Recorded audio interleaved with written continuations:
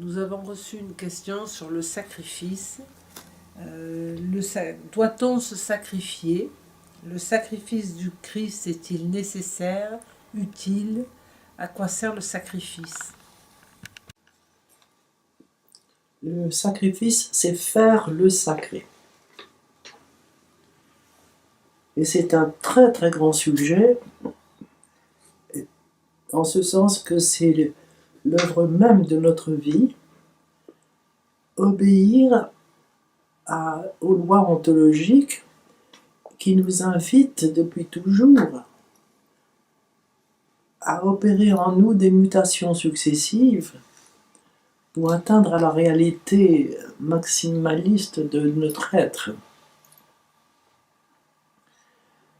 Notre vocation, c'est de mourir et ressusciter à ce que nous sommes aujourd'hui pour entrer dans un autre champ de conscience, une ouverture de conscience, une connaissance nouvelle qui s'accompagne de sagesse, d'ailleurs, de toute une éthique nouvelle à laquelle nous avons à obéir. Nous avons entré dans ce nouveau réel, ce qui est déjà extrêmement difficile dans la mesure où ça demande une désécurisation par rapport aux valeurs du monde.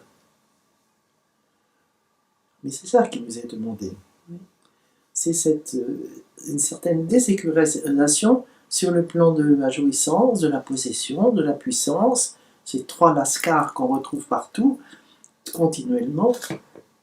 Nous avons vraiment à nous désécuriser par rapport à certains états de notre être pour entrer dans une expérience nouvelle. Et lorsque nous entrons dans cette expérience nouvelle, c'est quelque chose déjà de merveilleux, d'épanouissant, de beau, de grand, auquel à nouveau on s'attache. Et le sacrifice consiste à se libérer de ces détachements à nouveau et à être prêt à se mettre nu. La notion de nudité en hébreu est extrêmement importante parce qu'elle est liée à la connaissance. En ce sens qu'il faut se libérer de toute connaissance, accepter de ne plus rien comprendre, accepter de passer à un tout autre niveau de réalité et donc un tout autre niveau de parole divine, de message divin. On entre dans un autre message divin qui nous demande aussi une autre éthique, une autre sagesse. Et ceci autant de fois que c'est nécessaire. Je dirais que c'est la vie même, le sacrifice dans le vrai sens du terme, j'entends. C'est-à-dire faire le sacré, c'est la vie même. Nous avons en Occident, dans notre infantilisme, attaché au mot sacrifice, des renoncements pour faire plaisir au petit Jésus, et se sacrifier pour faire plaisir au petit Jésus, et ça nous colle à la peau cette histoire. Et résultat, on a horreur du sacrifice. Et on se dit, mais pourquoi? Mais qu'est-ce que c'est que toutes ces histoires-là? Comme si on était devant un Dieu qui nous demandait de...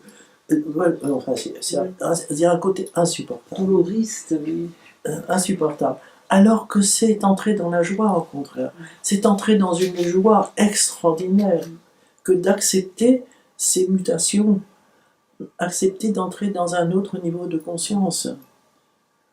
Voilà ce que je peux dire du sacrifice.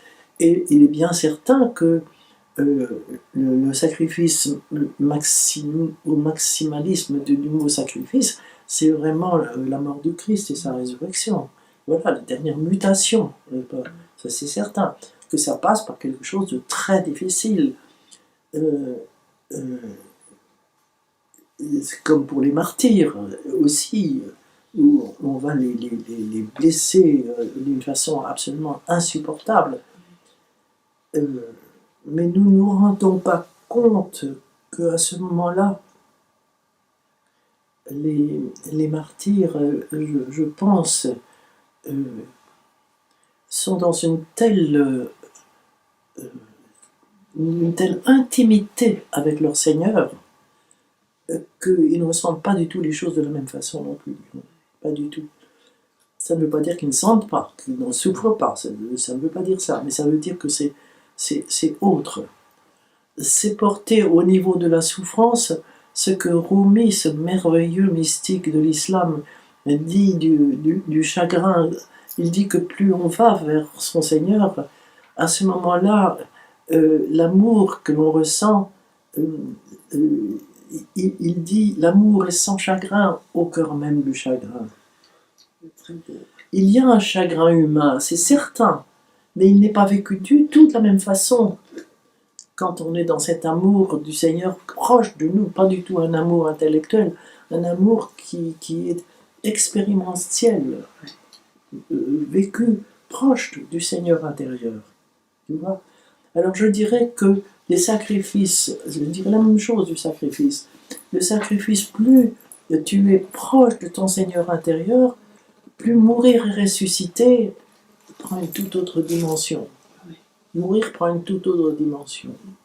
Tu as parlé un jour, quelque chose qui m'avait beaucoup aidé, c'est de parler du grain de blé que l'on doit enlever de sa bague et qui est frappé, enfin, Tu ouvres un chapitre énorme là, parce que image. Ce grain de blé en hébreu, c'est le mot bar, qui fait l'objet du mot Bereshit, parce que si l'on prend chacune des deux lettres du mot bar, les deux lettres, étant donné qu'une lettre est un mot en hébreu, Beit et Resh, on a le mot Bereshit. Donc le mot bar est celui qui préside à toute la Bible. C'est le grain de blé, et c'est en même temps le mot qui veut dire le fils, mais le fils qui n'est pas encore accompli. C'est-à-dire justement qui est encore comme une semence, qui est encore comme une semence. Et il est bien certain que dans notre humanité actuelle, dans sa totalité, il y a des exceptions, mais dans son collectif, est une humanité, un Adam qui correspond au premier chapitre de la Genèse et qui est encore rien pour cultiver sa Adama. C'est-à-dire rien, c'est le Hayin en hébreu, où tu as la petite lettre Yod, qui est cette semence au cœur du rien, au cœur de Hayin, et qui est enveloppée dans sa balle. Donc la semence, elle ne peut pas germer, puisque... Et c'est pour ça que le Christ dit, si le grain ne meurt, il ne peut porter de fruits. Et bien, il dit aussi bar. Donc si le fils ne meurt, il ne peut pas porter de fruits. D'où nos mutations nécessaires.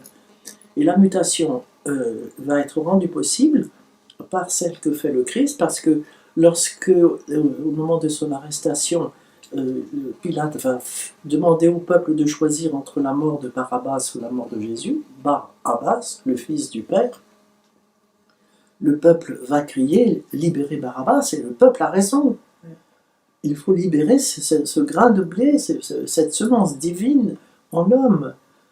Et Barabbas va être libéré, le grain de blé est libéré, parce que le Christ prend la place de Barabbas. Et on va lui lier les mains, on va le flageller, comme on flagelle le grain de blé.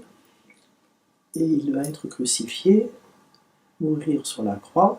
Et à ce moment-là, il pourra dire à Marie, « Femme, voici ton fils. » Parce que le fils est libéré. Et Jean est fils de Dieu, le fils divin. Et ça, c'est magnifique. Et puis le Christ descend dans la matrice du crâne et rencontre là le Satan dont il écrase la tête diabolique. Et puis il s'unit au séraphin, chérubin, et c'est la résurrection.